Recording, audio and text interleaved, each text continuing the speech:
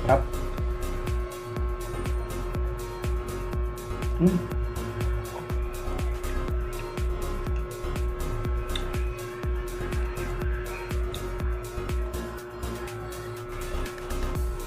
Ano siya?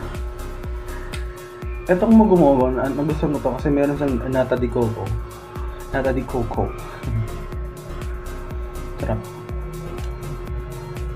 Mas masarap to pag nasa darong lamig.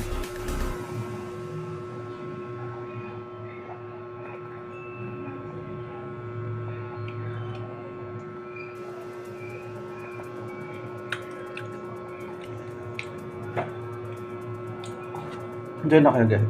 Ito yung ginagamit ko na pantalon sa office. Yan. Hindi pa naman siya labahan. Okay pa. So bukas susutin ko ulit.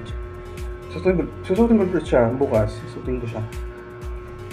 Yan. So okay pa naman siya. Ito yung sa pantalon ko. Siguro sa Sabado susutin ko yan. Yan yung ito. Kulay white.